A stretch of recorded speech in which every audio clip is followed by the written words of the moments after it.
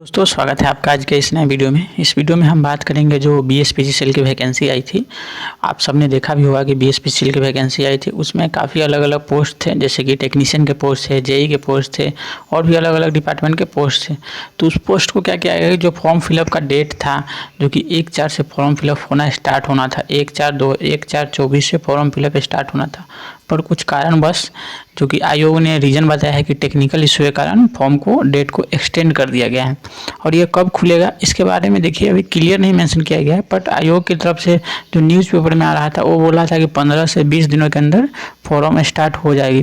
तो इसी मुद्दे पर हम बात करेंगे आपसे कि कैसे कब से फॉर्म स्टार्ट होने की संभावनाएं हैं, तैयारी कैसे करें ताकि आप पेपर में अच्छे से स्कोर कर सके और आपका सिलेक्शन हो सके। तो चलिए हम स्टार्ट करते हैं। देखिए बीएसपीसीएल का जो पेपर है वो आपको पता है कि बहुत जल्दी हो जाती है पेपर। अगर नहीं पता है आपको तो प्रीवियस हिस्ट्री देख लीजिएगा। जो बीएसपीसीएल का एग्ज़ाम हुआ था उसमें क्या हुआ था कि बीएसपीसीएल का जो पेपर था वो काफ़ी जल्दी हो गया था, मतलब फॉर्म फिलअप हुआ और उसके 2 मंथ के अंदर पेपर हो जाते हैं। 1 मंथ तो फॉर्म फिलअप होने के ही लगते हैं और उसके बाद पेपर हो जाते हैं। तो इसमें क्या हुआ था कि जो बीएसपीसीएल है इसमें इनका डेट है जो फॉर्म फिलअप का 1/4 था, बट 1/4 को क्या किया है, 1/4 को नहीं हो पाया। ये पेपर का जो फॉर्म फिलअप है वो नहीं हो पाया। फॉर्म फिलअप नहीं हो पाया जिससे कारण बहुत सारे स्टूडेंट परेशान हैं। बहुत सारे स्टूडेंट सोच रहे हैं कि पेपर तो कैंसिल हो गया, स्थगित हो गया है, फॉर्म भराएगा ही नहीं कभी। तो देखिए ऐसा कुछ नहीं है, फॉर्म आ गया है, फॉर्म निश्चित ही भराएगी। थोड़ा लेट हो सकता है क्योंकि बिहार में होता है थोड़ा सा, बहुत लंबे समय बाद ये वैकेंसी आ रही है, लगभग 6 साल बाद आ रही है। 6 साल बाद आ रही है तो आपको पता है कि कुछ होता है यूआरएल वगैरह, जो भी कंपनी को टेंडर मिला है या फिर कुछ उनका इंटरनल रीजन रहा होगा जिस कारण से वो वैकेंसी को यूआरएल वगैरह क्रिएट नहीं हुआ होगा, या फिर कुछ और रीज़न होगा जिसके कारण, क्योंकि अब ऑनलाइन का ज़माना है, ऑनलाइन में बहुत सारी चीज़ों को देखना पड़ता है, तो इसके कारण हो सकता है कुछ टेक्निकल इशू होगा, इसके कारण डेट को एक्सटेंड कर दिया गया। ऐसा नहीं है कि स्थगित हो गया मतलब वैकेंसी जो निकला था वो ख़त्म हो गया, ऐसा नहीं है। क्योंकि वेबसाइट पर आप जाकर जेन्युइन चीज़ को पढ़ेंगे तो वहाँ पर मेंशन है कि जो वैकेंसी वो कुछ टेक्निकल इशू के कारण स्थगित है, अगला जल्दी ही इसको अपडेट किया जाएगा, मतलब इसको जल्दी ही आपको बता दिया जाएगा कब से फॉर्म स्टार्ट होगा। तो आप घबराएं नहीं, फॉर्म बहुत जल्दी स्टार्ट हो जाएगी। मेरा मानना है कि फॉर्म जो स्टार्ट है वो अगले 1 तारीख से हो जाना चाहिए। जैसे 1/5 लोगों का होगा, जैसे 1/4 था तो वो लोग 1/5 कर लेंगे, क्योंकि 15-20 दिन वो लोग खुद टाइम बता रहे हैं, न्यूज़ पेपर के माध्यम से 15-20 दिन उन्होंने बताया है।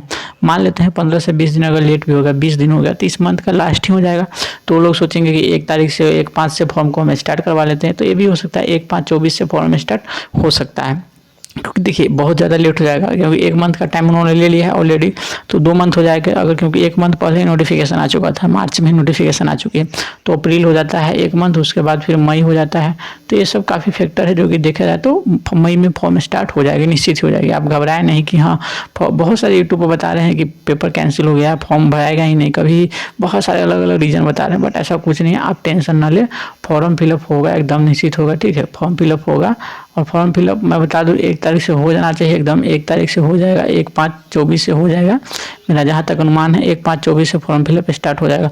उससे पहले भी हो सकता है, उससे पहले भी हो सकता है, क्योंकि अभी इलेक्शन का टाइम है, थोड़ा सा मतलब बहुत सारे जैसे वर्कर होते हैं ऑफिसर लेवल में हो गए, वो भारत सरकार के वर्कर ही एक तरह से, क्योंकि भारत सरकार के जब भी काम आती है तो उनको ही वर्कर के रूप में भारत सरकार तैयार करती है। तो जो भी बड़े लेवल का IAS ऑफिसर है वो भारत सरकार के काम, अभी जो कि इलेक्शन है सबसे बड़ा फैक्टर है, इलेक्शन हमको भी मेरे वैकेंसी से भी ज़्यादा वो इम्पोर्टेंट है, तो आप सब जानते हैं। तो उसमें ज़्यादातर चीज़ें होती है वो सब वहीं लग जाते हैं, जो भी स्टाफ, जो भी IAS ऑफिसर है, बड़े बड़े अधिकारी, उनका ड्यूटी वहीं हो जाता है। तो इसी कारण थोड़ा डिले हो सकता है, तो आप टेंशन ना लेके फॉर्म कैंसिल हो गया चाहे कुछ हो गया, कोई कैंसिल नहीं हुआ है, बिल्कुल फॉर्म आएगी और एग्ज़ाम भी होगा। फिर हम बात करते हैं आगे कि एग्ज़ाम की तैयारी कैसे करते हैं। देखिए हम टेक्निकल की बात करें तो बहुत सारे बच्चे जो है उनका टेक्निकल काफ़ी वीक है, ठीक है। तो टेक्निकल वीक है तो इसको सही कैसे करें। तो देखिए मैं आपको 2-4 चीज़ बताता हूँ जो कि टेक्निकल को आप सही कर सकते हैं, ठीक है। टेक्निकल को सही करने के लिए सबसे पहले बात है कि आप थ्योरी चीज़ों को पढ़ें, जो भी आपके पास थ्योरी का बुक है उसको पढ़ें। और बहुत सारे बच्चे बोलेंगे कि हमको बुक पढ़ के नहीं समझ में आता है, तो मैं आपको भी बताता हूँ कैसे आपको पढ़ना है। देखिए थ्योरी का आपके पास अगर बुक है तो बुक को सबसे पहले लर्न करें, चाहे कोई भी मीडियम में बुक आपके पास, हिंदी मीडियम हो या इंग्लिश मीडियम हो, उस बुक को सबसे पहले पढ़ें। देन सेकेंड काम करना है आपको क्या, अगर बुक आपको नहीं समझ में आ रहा है तो आपको क्या करना है, यूट्यूब से वीडियो देखना है। यूट्यूब से वीडियो कैसे देखना है मैं आपको बताता हूँ कैसे देखना है। देखिए सपोज आपको कोई एक चैप्टर हुआ, जैसे कि मैं बता दूँ आपको कि मशीन में आपको प्रॉब्लम आ रहा है, मशीन सब्जेक्ट में आपको प्रॉब्लम आ रहा है, मशीन के अंदर आपको मान लेते हैं DC मशीन में प्रॉब्लम आ रहा है, ठीक है। डीसी मशीन में आपको प्रॉब्लम आ रहा है, तो डीसी मशीन आप जो भी चैप्टर में डीसी मशीन के जो भी टॉपिक आपको समझ में नहीं आ रहा, ऐसा तो हो नहीं सकता कि पूरा डीसी मशीन आपको नहीं समझ में आ रहा, तो फिर आपका डीसी मशीन पूरा नहीं समझ में आ रहा तो आप डीसी मशीन को सीधे सर्च करेंगे DC machine ITI level exam या डिप्लोमा लेवल एग्जाम, ऑटोमेटिक आपको क्या होगा डीसी मशीन का बहुत सारे टीचर का अलग अलग फोल्डर खुल के आ जाएगा। आप जिस भी टीचर आपको जो भी टीचर आपको अच्छा लगे उनसे आप डीसी मशीन का टॉपिक देख सकते हैं, क्योंकि देखिए आप यूट्यूब पे देखते हैं ना तो आपको मल्टीपल टीचर मिल जाते हैं। अगर आपको एक टीचर से अच्छा नहीं लग रहा तो दूसरे से देख सकते हैं, दूसरे से अच्छा नहीं लगा तीसरे से देख सकते हैं, तीसरे से अच्छा नहीं लगा चौथे से देख सकते हैं। मतलब बहुत सारे टीचर होते हैं। तो बहुत सारे बच्चे बोलते हैं कि यूट्यूब पे तो कंटेंट नहीं है। आप सर्च करेंगे ना तो जितना आप पैड कोर्स में नहीं पढ़ते हैं ना उससे ज़्यादा यूट्यूब पर फ्री में कंटेंट टीचर लोग दे रखे हैं। बस आप बेशक आप लोग यूट्यूब पढ़ना नहीं चाहते हैं, आप लोगों को लगता है कि यूट्यूब पे तो मतलब कम कंटेंट है, तो ऐसा नहीं है। यूट्यूब पे कंटेंट बहुत ज़्यादा है। अगर आप यूट्यूब पर पढ़ते हैं तो बहुत सारा चीज़ आपको क्लियर हो जाएगा। बहुत अच्छे अच्छे टीचर यूट्यूब पर पढ़ा रखे हैं, तो यूट्यूब से पढ़ सकते हैं। और हिंदी और इंग्लिश दोनों लैंग्वेज में पढ़ाया गया है, तो यूट्यूब के माध्यम से आप पढ़ सकते हैं। जो भी टॉपिक का डाउट है उसको आप सर्च कर लीजिए डायरेक्टली और वहाँ पर पढ़ सकते हैं। देखिए पैड कोर्स के बारे में इसलिए नहीं बता रहा हूँ कि अगर आप पैड कोर्स लेते हैं तो उसमें क्या हो जाता है आपको पता है। पैड कोर्स में सिंगल टीचर से आप पढ़ सकते हैं कि मैं किसी टीचर का पैड कोर्स ले लिया, मैं नाम किसी का नहीं बताऊँगा यहाँ पर, मैं किसी का पैड कोर्स ले लिया, ठीक है। पैड कोर्स लेने के बाद क्या हो जाएगा कि आप जिस टीचर का पैड कोर्स लिए हैं तो उस टीचर से क्या करेंगे, जैसे उन्होंने मशीन पढ़ाया, मशीन तो पढ़ा दिया पर मशीन आपको क्या हुआ कि समझ नहीं आ रहा, समझ कम आ रहा, मशीन समझ कम आ रहा, तो समझ कम आ रहा आपको तो क्या हुआ, आप तो उस टीचर का कोर्स लिए हुए हैं तो आपको तो उसी टीचर से पढ़ना होगा, क्योंकि आप फिर दूसरे टीचर से पढ़ने जाएंगे तो आपको फिर से कोर्स लेना पड़ेगा, तो आपका काफ़ी दिक्कत हो जाएगा। इसलिए क्या करें, आप कोर्स के चक्कर में नहीं रहें, आप आराम से यूट्यूब पे सर्च करें और सर्च करके आप नोट्स बना लें प्रॉपर। बहुत डिटेल में बहुत सारे टीचर बताए हुए हैं। अगर आपको आप लोग बोलें कि किस टीचर से आपको मतलब पढ़ने में दिक्कत आता है, मैं आपको बहुत अच्छे रिकमेंड कर लूँगा वीडियो बना के, बेशक आप कमेंट कीजिएगा तो ठीक है। तो यहाँ से आप पढ़ सकते हैं यूट्यूब के माध्यम से। फिर उसके बाद क्या है, तीसरा तरीका क्या है आपको, देखिए टेक्निकल को इम्प्रूव करने का, या कोई भी चीज़ को पढ़े उसका क्वेश्चन ज़रूर लगाए।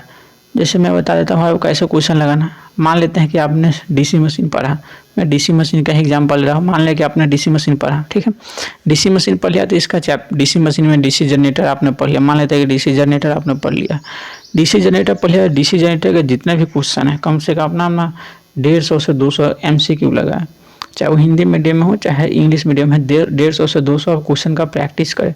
इससे क्या होगा कि आप जो भी चीज़ पढ़े हैं ना उसका बहुत अच्छा रिवीजन हो जाएगा। रिवीजन क्या हो जाएगा कि फार्मूला जहाँ पे आएगा लगाने के लिए वहाँ फार्मूला लगा सकते हैं आप। जहाँ पे थ्योरी चीज़ों की ज़रूरत होगा वहाँ पर आप उसको आपको दिमाग में वो चीज़ डेवलप हो जाएगा कि हाँ यहाँ पर क्या चीज़ थ्योरी बोला जा रहा है और क्या चीज़ मांगा जा रहा है, उस चीज़ से आपको क्लियर हो जाएगा। तो 150 से 200 पर डे आप जब भी पढ़े जो भी सब्जेक्ट उसका MCQ जरूर लगाए, मल्टीपल चॉइस क्वेश्चन। इससे क्या होगा कि आपका अब बहुत ज़्यादा बेनिफिट होगा, क्योंकि रिवीजन हो जाएगा, साथ साथ क्वेश्चन प्रैक्टिस भी हो जाएगा, बहुत ज़्यादा बेनिफिट होगा। फिर बच्चे बोलेंगे क्वेश्चन प्रैक्टिस कहाँ से करें। देखिए मैं क्वेश्चन प्रैक्टिस के लिए मैं बुक बताता हूँ आपको, उससे क्वेश्चन प्रैक्टिस कर सकते हैं अगर आप चाहते हैं तो, बट मेरी तरफ से कोई फोर्स नहीं है आपका। सबसे पहला मैं बताऊँगा आपको यूथ का बुक। यूथ का बुक क्या है, इसमें क्या फ़ायदा है, यूथ का बुक में क्या है, मैं इस बुक को ही क्यों रिकमेंड कर रहा हूँ। देखिए यूथ के बुक में क्या है कि बाई लैंग्वेज है, ये हिंदी प्लस इंग्लिश दोनों में रहती है क्वेश्चन यूथ के बुक में। और जो टेक्निकल सब्जेक्ट होते हैं ना वो प्योर हिंदी में भी आपको नहीं समझ में आएगी। और बहुत सारे बच्चे जो ITI लेवल पे होते हैं उनको प्योर इंग्लिश नहीं समझ में आता, तो उनके लिए सबसे बेस्ट है हिंदी इंग्लिश का कंटेंट, बहुत ज़्यादा बेनिफिट होता है, क्योंकि इंग्लिश काफ़ी ईजी होता है टेक्निकल के लिए। तो हिंदी इंग्लिश में आप कर सकते हैं, हिंदी इंग्लिश को आप उपयोग कर सकते हैं टेक्निकल पढ़ने में। तो ये हिंदी इंग्लिश का लैंग्वेज सिर्फ यूथ के बुक में ही आपको मिलेगा, जो कि बहुत अच्छा स्टैंडर्ड बुक होता है यूथ का, इसको आप फॉलो कर सकते हैं। दूसरी बात पता है, मैं हर बार बोलता हूँ कि अगर जो बच्चा को थोड़ा और अच्छे लेवल पर पढ़ना है वो VK मेहता का बुक पढ़ सकता है, क्योंकि जो BSPGCL है उसमें क्या होता है कि अच्छे लेवल के क्वेश्चन आते हैं एवं न्यूमेरिकल भी आते हैं, तो अच्छे न्यूमेरिकल भी आते हैं।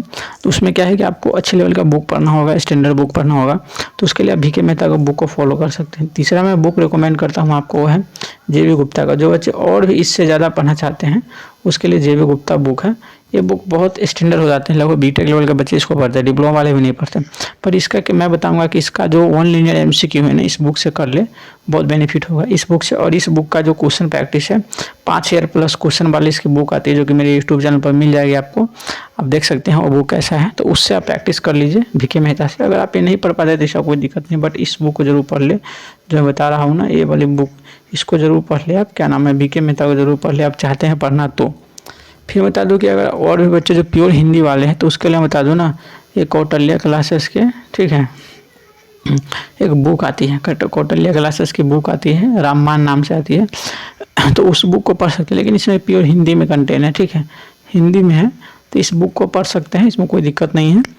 बाकी आपके ऊपर है कि आप हिंदी इंग्लिश वाला लेते हैं या प्योर हिंदी वाला लेते हैं, तो आप फिर डिसाइड कीजिएगा। बट मेरा रिकमेंड है कि आप हिंदी इंग्लिश वाला चीज़ों को ले। आप कौटिल्य क्लास के बुक पढ़ सकते हैं, इसमें बहुत अच्छा कंटेंट दिया गया है, इस बुक को फॉलो कर सकते हैं जो प्योर हिंदी के स्टूडेंट है। क्योंकि बिहार में बहुत सारे बच्चे हैं जो कि टेक्निकल उनका वीक है, तो मैं टेक्निकल के ही इम्प्रूव करने के बारे में बता रहा हूँ।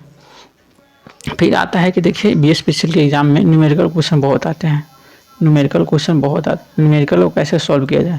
तो देखिए न्यूमेरिकल के लिए बता दूं कि जो न्यूमेरिकल क्वेश्चन होते हैं उसमें थोड़े अच्छे लेवल के न्यूमेरिकल है, अदर एग्जाम के कंपैरिजन में काफ़ी अच्छे लेवल के न्यूमेरिकल है। न्यूमेरिकल के लिए बता दूं कि ना कोई बुक में आपको ऐसा न्यूमेरिकल नहीं मिलेगा जिस टाइप के BSPCL पूछता है।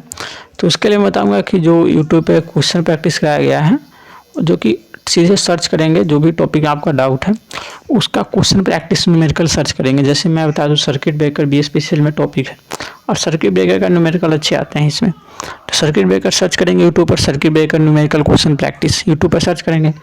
यूट्यूब पर सर्च करेंगे आपको बहुत सारे टीचर का, चाहे वो गेट का पढ़ा रहा हो, चाहे BSc का पढ़ा रहा हो, चाहे वो AE का पढ़ा रहा हो, चाहे JEE का पढ़ा रहा हो, सभी टीचर का न्यूमेरिकल मिल जाएगा। वहाँ से आप न्यूमेरिकल को देख ले, बेशक वो क्वेश्चन नहीं आएगा बट आपको जो कंसेप्ट है करने का तरीका है वो पता लग जाएगा। क्योंकि आप BSPCL का पेपर देखेंगे तो काफ़ी अच्छे लेवल के न्यूमेरिकल आ चुके हैं BSPCL के पेपर में, और आते भी हैं, आगे भी आएंगे। मेरा मानना है कि 2018 में आया हुआ था सिलेबस के अकॉर्डिंग, तो 2024 में पेपर में आएगी। तो सर्किट ब्रेकर के न्यूमेरिकल आते हैं, मशीन के न्यूमेरिकल आते हैं, पावर सिस्टम के अंदर और भी सब्जेक्ट है, ट्रांसमिशन डिस्ट्रीब्यूशन उसके भी न्यूमेरिकल आते हैं, इल्यूमिनेशन के अंदर आते हैं न्यूमेरिकल, यूटिलाइजेशन के, तो उसको भी आप देख सकते हैं। तो न्यूमेरिकल के लिए आप ये कर सकते हैं, यूट्यूब से सर्च मार सकते हैं, उससे आपका ना एक क्या होता है ना कि आपको एक क्लू मिल जाता है कि कैसे हम न्यूमेरिकल को अप्रोच करें। ये तरीका सीख लेते हैं आप थोड़ा सा टीचर के हेल्प से। बाकी कोर्स में बहुत कम टीचर न्यूमेरिकल को प्रैक्टिस कराते हैं, इवन क्वेश्चन प्रैक्टिस भी नहीं कराते हैं, बहुत कम कराते हैं। तो आप यूट्यूब में ही रिकमेंड करूँगा कि आप सर्च कर ले और वहाँ से आप प्रैक्टिस कर ले न्यूमेरिकल क्वेश्चन का। तो ये सब रहा मतलब तैयारी के बारे में कि मैंने आपको बहुत सारी चीज़ें बताया कि वैकेंसी आई है, फॉर्म फिलअप होगा, निश्चित ही होगा, हो सकता है थोड़ा सा डिले हो जाए बट होगा, और बहुत जल्दी फास्ट प्रोसेस होती है BSPCL की, तो निश्चित ही बहुत जल्दी हो जाएगी। और बाकी न्यूमेरिकल के लिए बता दिए आपको कैसे करना है, उसके बाद बुक कौन सा फॉलो करना है, टीचर का कौन सा फॉलो करना है टेक्निकल के लिए। तो सारी चीज़ों के बारे में मैंने टेक्निकल का ही सिर्फ बताया क्योंकि टेक्निकल मेजोरिटी है, 50 क्वेश्चन आने हैं और इसी से आपका मेरिट बनेगा। तो आज की वीडियो कहीं समाप्त करते हैं, मिलते हैं नए वीडियो में, तब तक के लिए अपना ध्यान रखिएगा, धन्यवाद।